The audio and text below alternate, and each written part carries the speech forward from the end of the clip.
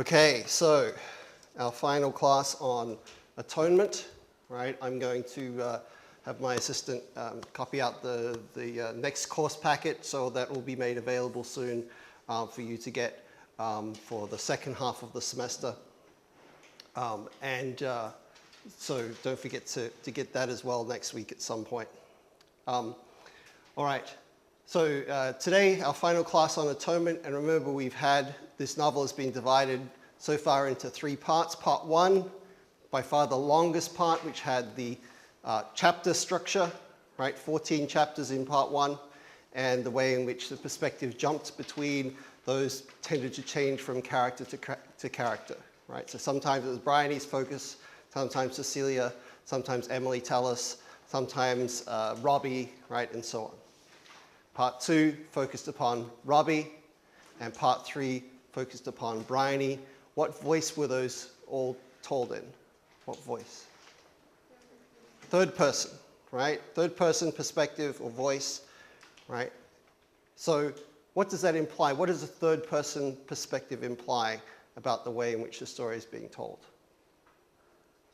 What does it tell us about the person who is narrating this or telling us this story?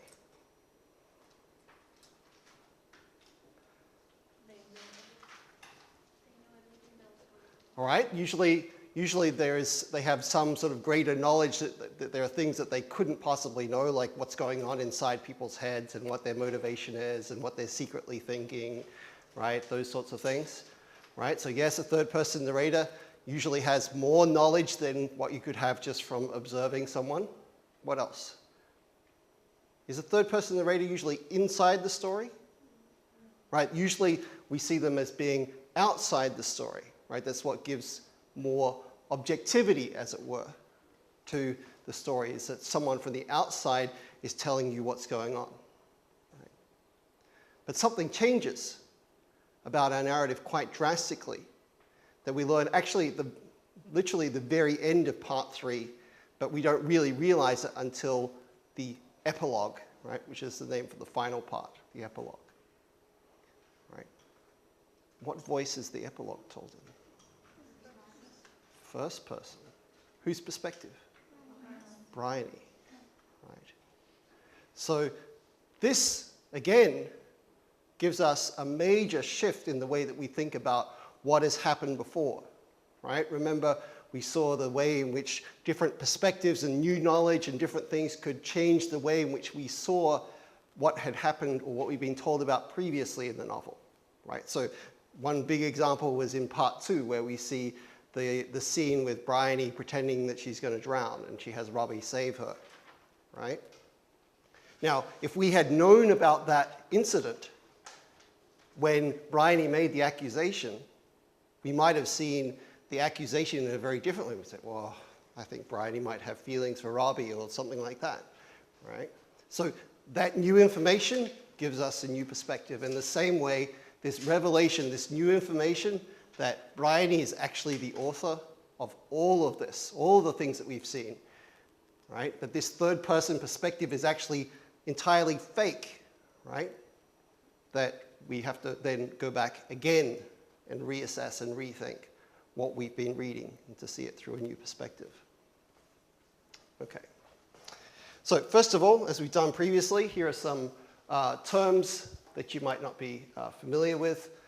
That pop up in our reading for today. The first one, remember, Bryony is now an old woman, and she refers to herself as an old biddy, right? And a biddy is a sort of a slang term for an old woman, right? An old woman. Okay. Secondly, this is describing Lola. It says that she knew the side on which her bread was buttered. This is a fairly common sort of idiom, metaphor that's used to describe someone who knows where their interests lie, right? So it's like describing that your life is like a piece of bread, right? And you know that the person that you're connected to is going to provide you with butter, right, to put on your bread, right? In other words, they're going to give you money and wealth and contacts and things, right? They know they're going to do what is in your interest, right? So it's like your life is the bread, they have the butter, so you're nice to them, you're kind to them, you marry them even though they attacked you, right? So in this case, she knows that Paul Marshall, he has lots of butter, in this case money, and so she knows which side her bread is buttered. There's a reference there to Cruella de Vil, right? And this is the famous villain of the 101 Dalmatians by Disney, right? So there's not only probably the more recent version that you're familiar with Glenn Close, but also there was in the 1960s, there was a cartoon version as well, right? Which really made it famous. And then in the Trials of Arabella, we have the very bad rhymes from Bryony's youth, in which she uses the word cogitate, which means to think carefully, think deeply, right? And it's not a word that you would normally use in everyday language. In the sentence that we see it in, it's also very awkward, right? It's like Bryony's trying to think up a word.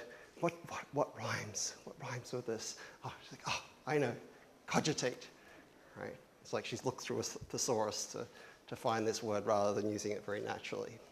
Okay, so to the actual content of this final part.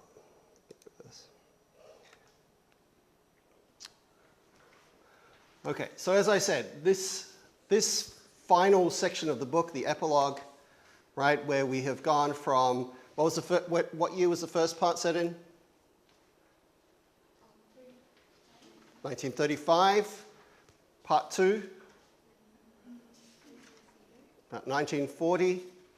Part 3, also 1940. Also 1940. Right? Remember, Bryony's a nurse still during World War II. Right. So part 3, and now this final part, what year?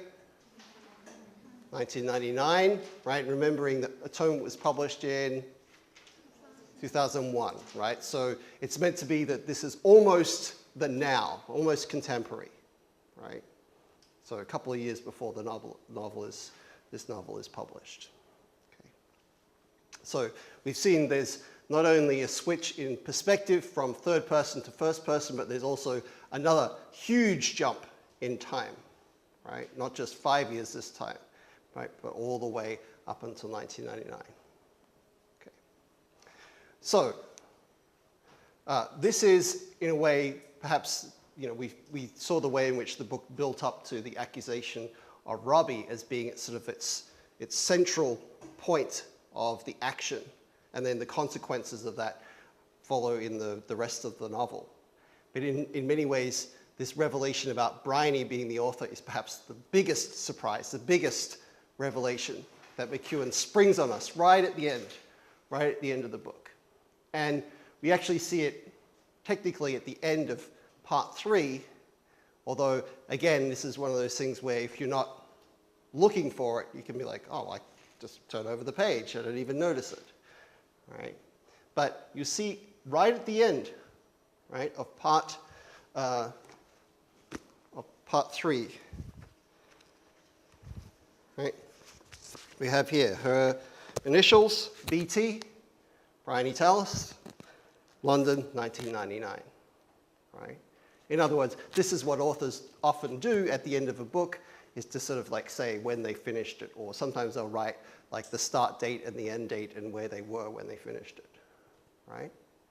So this is the end of this manuscript, but we haven't realized until this point that this is what we've been reading. We don't know until this point. We have we have clues, but we don't know clearly that this is Bryony's text until she starts to give us these explicit clues like this. Right? So part 3, we see Bryony's signature at the end saying, I wrote this. I wrote it all. I wrote all of it. Part 1, part 2, part 3, third person, but it's all fake, third person. Right? It's really me. I wrote this. Okay. Now, there are nonetheless, and this is one of the things that if you go back and you reread this novel, right? As I said, I've read this novel a number of times, so every time I see this, I'm like, oh, there's another clue. Wait, I missed that one last time. There's another clue, right? There's another thing, right? Is that we see that there are lots of little clues embedded into the text, so that it's one of those stories that is even almost designed to be reread, right? So that you, like, all right, now I know all of the basic secrets of this novel. I can go back and I can see the very careful way in which McEwan has woven in these clues about the nature of this novel and what it's doing.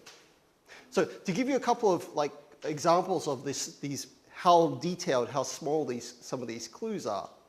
We have, for example, in our reading today, we have when Bryony is doing her research into this novel, and she's like looking back and thinking about like the way, trying to make sure she gets all the historical details of the war correct and so on. And she's told by the historian, absolutely no, underlined twice, soldier serving with the British Army would say, on the double. Only an American would give such an order. The correct term is at the double, right?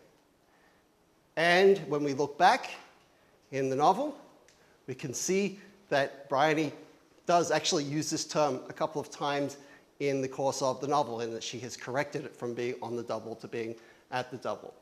So if you look back, for example, to page 120, right, this is when the major joins the Robbie and his two companions, right, and he tells them, you three, at the double, right, at the double, for instance, right. There's another instance as well, right, when this is right before, or right as Robbie, and the scene where he tries to rescue the woman and her son, right, and the plane, and so this is what we're talking about at the beginning of this paragraph, the plane that moves away from the other planes and comes and attacks them, right, so it says, as if goaded into disproof, one of the specks, that is to say one of the, like it's a little speck in the sky, but it's one of the planes, flies back, peeled away and began its near vertical dive directly above their heads. For seconds, the sound did not reach them. The silence was building like pressure in their ears. Even the wild shouts that went up and down the road did not relieve it. Take cover, disperse, disperse, at the double. Right? So that phrase, at the double, right, that's something that like Bryony actually goes and checks in the epilogue. It's like, did I get this phrase right? And the historian says, no. Only in America would say on the double. Make sure you correct this to at the double. That's how a British person would say it. Right. So another example, and I'll just give you a couple of these small examples, is when Bryony gets the rejection letter from Horizon. Right? And remember, the Horizon letter provides us with like a number of clues about like the actual nature of this document that we're reading, of this text that we're reading. And one of the things they praise about the original manuscript that Bryony writes is they say, we like some of the metaphors, right? We like some of the images that you use in part one. So this is one they single out. So there are some good images. I liked, this is on 169 of your packet. There are some good images. I liked the long grass stalked by the leonine yellow of high summer. And you both capture a flow of thought and represent it with subtle differences in order to make attempts at characterization. Right? So this is a quotation from Bryony's original manuscript, right? Two figures by a fountain. Right? The long grass stalked by the leonine, yellow leonine being like the lion-like, right? Meaning that's what it means, like a lion. Leonine yellow of high summer. Now, the first time first couple of times actually that I read this novel, I read that, okay, all right, they like that image. And then when I was reading it again, I was like, wait a minute, I've heard this phrase before, not just in this letter. And as I was rereading the novel, I looked and I saw, this is back on page 20, I think. Yes, page 20 of your book. Some miles beyond the Talus's land rose the Surrey hills and their motionless crowds of thick crested oaks, their greens softened by a milky heat haze. Then nearer, the estate's open parkland, which today had a dry and savage look. Roasting like a savanna, where isolated trees through harsh, stumpy shadows, and the long grass was already stalked by the leonine yellow of high summer. Wait a minute. That's exactly the same phrase that's quoted in the letter later on, right? So, as I said, you can see if you go back and you reread this novel, right? The more you look, the more clues you will find about the way in which this is a manuscript written by Bryony. That there are certain things that she gives away, right? Very small clues in the case of these two things, at the double and this image of the leonine yellow of high summer, right? Which is quite a striking phrase. But lots and lots of other clues that occur in the course of the novel. But because we know at that point about this final revelation in the epilogue, right? Because we don't know about this, it's very easy to overlook them and to miss them, right? So it's only one of those things that when you come back with a fuller perspective, when you come back with this knowledge, that you actually see what's going on and how cleverly McEwan has done this. Okay. So as I said, this is another one of those examples of the way in which perspective can change the way in which we read and understand what is happening in this novel, right? Not just in terms of some of the more revelations that we get in this epilogue, but also particularly the fact that Bryony is the author. And so again, when we go back and we read earlier passages, right? We go back and we read things that are told to us from this third-person perspective, and they're attributed, and we think that they are the opinions of, a character like Cecilia or Robbie, as these two examples are taken from. And we think these are their thoughts. But now we know, oh, wait a minute. Bryony is actually the one that's writing these. Bryony is the one that's actually giving Cecilia or Robbie these thoughts. She doesn't know, right? She can't be inside of their heads. She can't know what they're actually thinking. So these are her projections, her insertions into what she thinks, she imagines that they have to say or that they have to think, right? Because she can't possibly know, right? So think again, like as I said, think about the way in which this new knowledge about Bryony's authorship changes the way in which we read passages like this one, right? So this is Cecilia, right? This is Cecilia's opinion in part 2. She says, when they wrecked your life, in other words, she's saying this to Robbie, when they wrecked your life, they wrecked mine. They chose to believe the evidence of a silly, hysterical little girl. Remember, this is Bryony writing this about herself, right? Before we thought it was Cecilia saying, oh, she was a silly, hysterical little girl. Now we see it's Bryony who's giving this opinion. So she's being very harsh on herself. In fact, they encouraged her by giving her no room to turn back. She was a young 13, I know, but I never wanted to speak to her again. As for the rest of them, I could never forgive them for what they did. Right? So when we first read this part, we're thinking, oh, this is Cecilia's opinion. But now, when we go back, we read it, we realize, oh, well, it's an opinion given to Cecilia, but it's given to her by Bryony. And so even though it's criticizing Bryony, right, and very harsh on Bryony, nonetheless, it's written by her, right? So we can see how harsh she is on herself in this case, but she does it through attributing it to her sister. And the same thing happens with this quote from Robbie when he's thinking about the drowning incident, right? And here he is thinking about Bryony and how she must have sort of had feelings for him, and this is why she did this. So it says, the impulse, the flash of malice, the infantile destructiveness he could understand. The wonder was the depth of the girl's rancor, her persistence with a story that saw him all the way to Wandsworth Prison.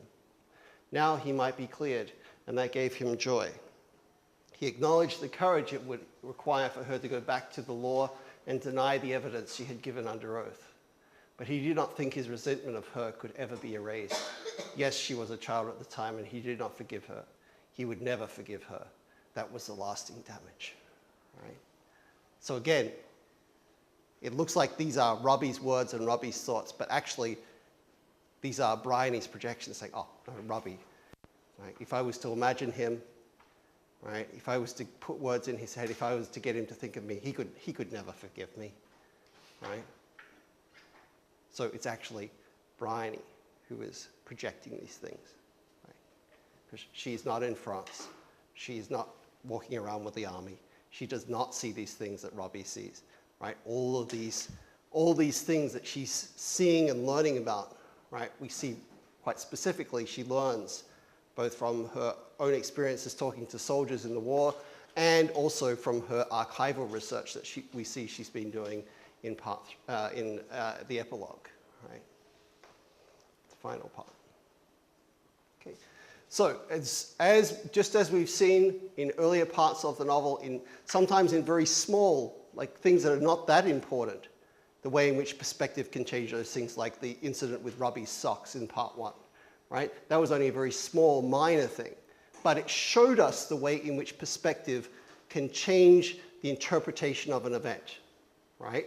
It was like a little clue for us for how to read both the small things, right, but then also the big things like this one, right? That perspective, new knowledge, new perspective can change the way in which we see things. So in these cases, it looks like Cecilia, Robbie are accusing her, saying we'll never forgive her, but in this case, it's actually Bryony, really, is the one who is accusing herself. Now, even though we have these new revelations that occur in the epilogue, it doesn't mean that everything is revealed, that we know the entire truth. Right? As we saw last time, even the question of whether it was Paul Marshall or not who attacked Lola, or even if she was being attacked, is one that's still left open. Right? Remember, because we saw when Bryony makes her original accusation when she's 13, right? The difference between seeing and knowing, right, is kind of a blurry one. Right? She decides that she knows it's Robbie, but she didn't really see him. Right? But she decides that she knows, and then later on, she does the same thing with Paul Marshall, right? Where she says, oh, I know it was him. And they're like, well, did you see him? And she says, oh, no, I saw someone who was his height. Right? So still some room for uncertainty there as to what actually happened, right? But this is something that Bryony talks about herself. She calls herself one time Cecilia calls her an unreliable witness in part 3, and she repeats this phrase, although in a somewhat different context where she's talking about Lola in the epilogue. Right? So there are all sorts of different versions of the truth, just as there are all these different versions of this story that Bryony has written. Right? Remember, she says that she over the last 59 years, so from 1940, when she writes the first version, the one we see that's rejected, up until 1999, that's the 59 years, right, that she talks about. Right?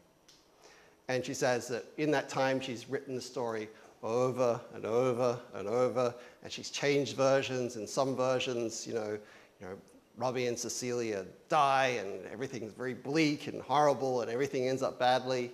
Right? She says, well, in this version, I made them so that they stayed alive and they came back together, but they still didn't speak to me. And she said, well, maybe if I had time, right? She says this right at the end of the novel, if I had time, I might write a version in which they forgive me and they're there at the end to see the trials of Arabella. Right? So we don't know which version of these is true. Right? We don't know which one. Did they die in the war? Are they still alive? Which of these is the truth? We don't know, right? We're still left uncertain. And in fact, there is even a possibility that none of this even happened, right? That, remember, because Bryony is told by the editor, He's like, well, I like your story of the three figures by a fountain. You know, it's interesting how you have like, you know, one character and another character and another character, and they all converge in the same place and see the same event and see it in three different ways. But like he says, you know, couldn't you spice it up a little, right? Couldn't you add some things to make more tension and to make the story more exciting, right? So many of these kinds of suggestions that he makes actually then appear in this version of the story that Bryony tells, right? So here's one of his suggestions. He says, if this girl has so fully misunderstood or been so wholly baffled by the strange little scene that has unfolded before her, how might it affect the lives of the two adults? And then the editor makes a suggestion, right? Might she come between them in some disastrous fashion? Or bring them closer, either by design or accident? Might she innocently expose them somehow to the young woman's parents, perhaps? They surely would not approve of a liaison between their eldest daughter and their child lady's son. Might the young couple come to use her as a messenger? Right? So with all of these things, we're left uncertain. Did Bryony just, as an author, right, remember back to this childhood incident of, you know, seeing these two figures by a fountain, and then decide, all right, I'm going to add all these details. I'm going to make up a crime. I'm going to make up these accusations against Robbie. I'm going to make up the attack on Lowell. I'm going to make up all these other things because that would make for a more exciting story. That's one possibility, right? One other possibility is that she wrote this manuscript and she left out all those things. And they really did happen, but she changed all the details to try and, you know, make herself not face all those things that she felt guilty about. But the fact is that we don't know, right? We don't know which version of the truth. We don't know what is fiction and what is reality in this story, right? We're left uncertain as to the final sort of truth that actually happens in this novel. Now, remember, we talked in particularly at the beginning of when we talked about part 3 about the way in which there is obviously a big difference between imagination and reality. We talked about this in part 1, and we talked about it again in part 3, particularly when we see Bryony constantly having to confront the reality of, particularly of the soldiers' wounded bodies, right? Where she sees like these wounds and these terrible things that have happened to the soldiers as a result of, you know, bombs and bullets and so on. And the way in which, you know, that reality, those wounds, those things that have been, you know, drastically altered the body cannot just easily be fixed, right? That reality is something that is difficult and that is not easy to change and not easy to fix. Whereas imagination, fiction, that's something that can easily be fixed, can't it, right? You know, if you kill off a character in a novel, you can decide, well, I'm going to magically bring them back to life. If I want to blow up the world, I can blow up the world. And then I can, you know, magically reverse time and bring the world back into existence, right? I can kill off the entire population. I can bring them all back to life again, right? I can do anything that I like within my imagination, within fiction, right? But I can't do the same, of course, in reality, right? And so this is something that, that Bryony ponders with regard to her own book, right? Is that she says, well, you know, there are certain things that I feel guilty about that I would like to fix about reality. But it can't happen in a book, right? You can't fix reality in a book, right? Even if she, you know, she made it so that, you know, Robbie and Cecilia are together, or even if they come to forgive her, right? It doesn't change reality. And this is why at the, towards the end of the book, she compares, like, the author is sort of like God, right?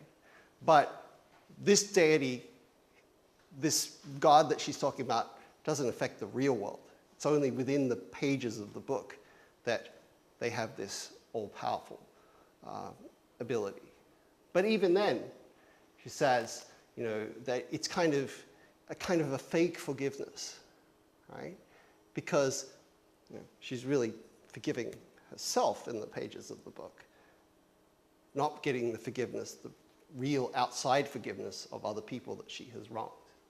So that's why she says, and this is right at the end, the last couple of paragraphs on page 202. It says, the problem these 59 years has been this: how can a novelist achieve atonement when, with her absolute power of deciding outcomes, she is also God? Right? In other words, she controls everything. Right? There is no one, no entity or higher form that she can appeal to or be reconciled with, or that can forgive her. There is nothing outside her. In her imagination, she has set the limits and the terms. No atonement for God or novelists, even if they're atheists. It was always an impossible task, and that was precisely the point. The attempt was all. Right? So she says, I can fix things in my imagination, I can fix things in the story, but it's not going to fix reality. Right? It's not going to fix the problems in the world. It's not going to make people actually forgive me in real life. It's only going to happen on the page. You can't make things, fix things in reality just by writing a nice story about it. Right? Okay. Now, of course, this conclusion also raises all sorts of difficult questions for us, and this is where we move away from the question of perspective towards that of ethics. Right? Our other topic that we've seen is quite important to this. Well, what about justice? Right? What about justice in this novel? What about ethics? Right? So this is where we ask about those questions about, like, what is right and wrong? Right? That's what ethics, what is the right thing to do? What is the wrong thing to do? What's good and bad for us? So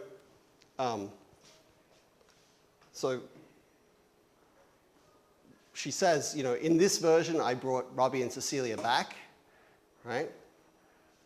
I made them live, right?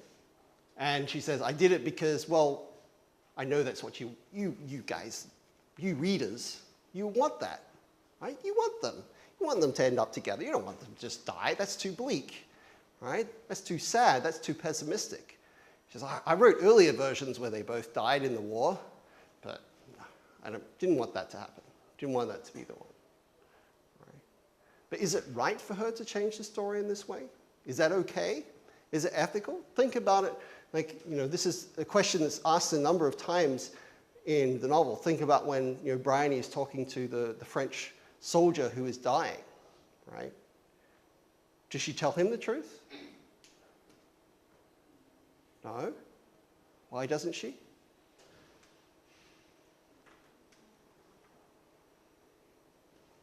Say again? But she doesn't have anything to feel guilty to that French soldier for, does she? Why does she lie to him? She wants him to die happy, right? So she decides that it's better for him to die happy and with a lie than it is for her to tell him the truth and make him unhappy or confused or whatever. Right? So there is this question all the way through about, well, is it okay to lie if it's going to bring about a good consequence in some sort of ways? Right? Another example that we see is the marshals.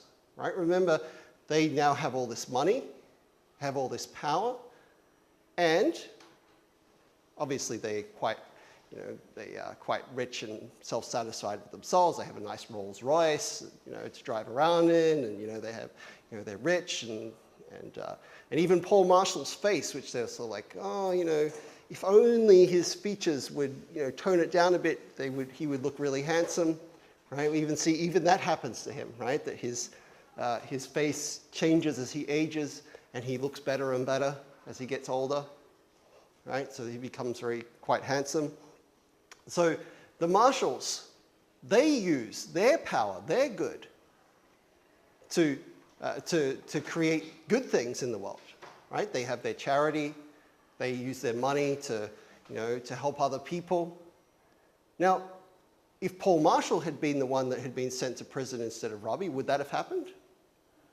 No, he would never have made the money from the ammo bars. He would never have gotten rich. Would never have have been able to found this charity. So all those good things would not have happened if Paul Marshall had been sent to prison.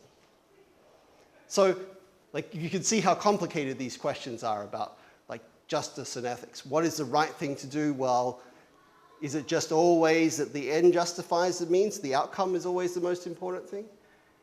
Is it the process that's important? What is important here? Okay, now, lastly, I want to frame this ending with reference to a couple of other literary influences that obviously affect the way in which McEwan ends and tells this particular story. The first one is the influence of Shakespeare, right? And we've seen that Shakespeare is not the most central of authors to this text, but he is mentioned a few times, right? So remember, we see that Lola lies about going to see Hamlet. What other play do we see referenced?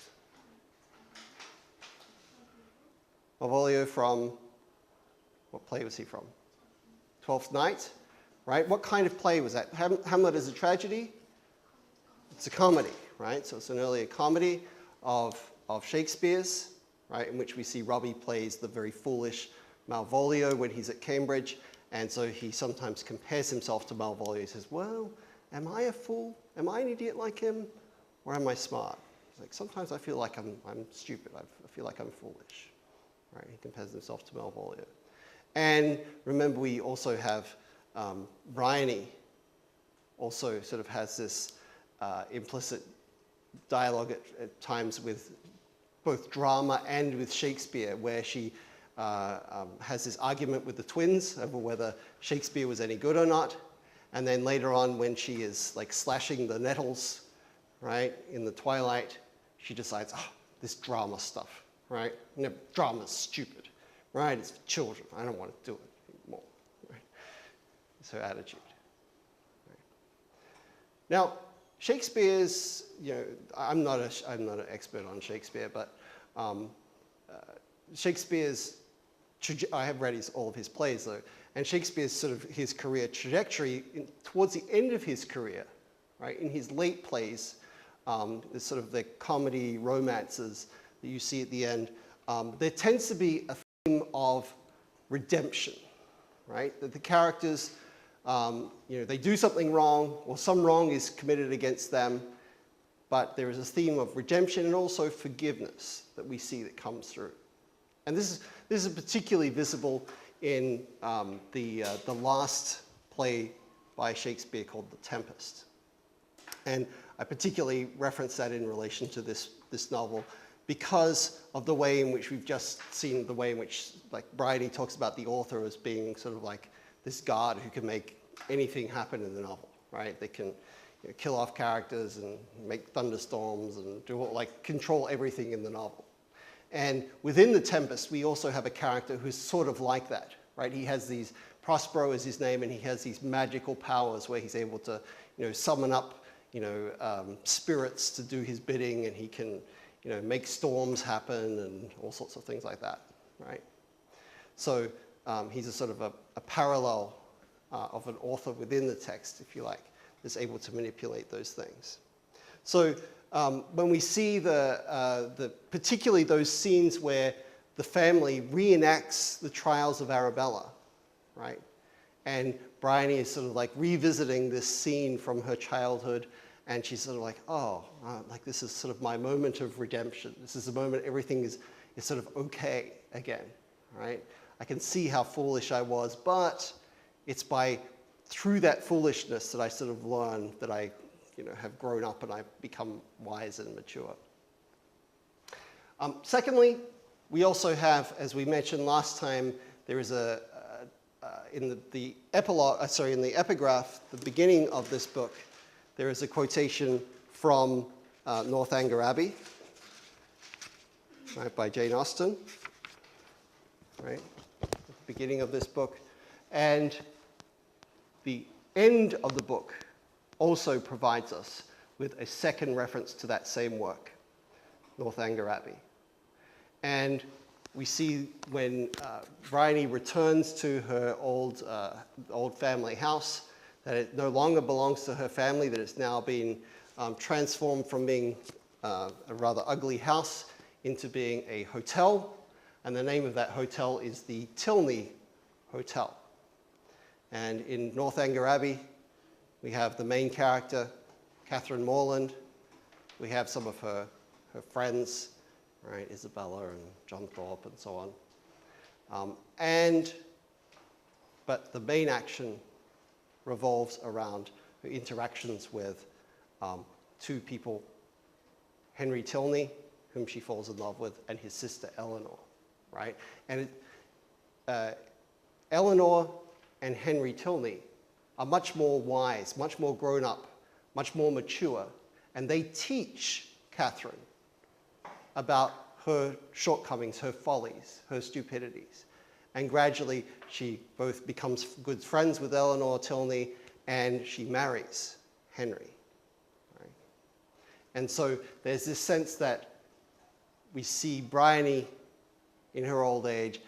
She's gone from being like the naive young girl, like Catherine Morland in Northanger Abbey, and here, like with Tilney, she has learned. She's become wise. Right? She's become this wise old woman. Right? Even though we know that she's soon going to be lose all of her memory, and she's going to die from this brain disease that she has. Okay, so these two references sort of round out the conclusion to the story. On the one hand, we have borrowed from Shakespeare's late comedies, late romances, like The Tempest. We can see this theme of redemption and forgiveness. Right? There's this, from the Trials of Arabella being a symbol of Bryony's failure in part one, right? Her inability to be mature, her desire to childishly control things, and that sort of like logic that leads her to casting Robbie as the villain in her imaginary scenario, right? That has very real world consequences. At the end, it becomes her moment of redemption, where she sees this play put on by the young children that are descended from her family, right? So there's that Shakespearean influence, and then the Jane Austen reference, right? Where she can see that she has grown up. She's become wise, she's become old, right? She's done all right, right? She's lived all right. She's learned from her foolishness and her childishness, and she's no longer that Catherine Morland kind of innocent, foolish character, but has now learned from that. Okay, well, good luck on Monday. Remember, if you do have any questions, or if you want me to look over your plan, contact me. I'm happy to help you. Thursday is the one-on-one, and that's voluntary. But otherwise, good luck. Enjoy your weekend. I'll see you then. Thank you. Bye-bye.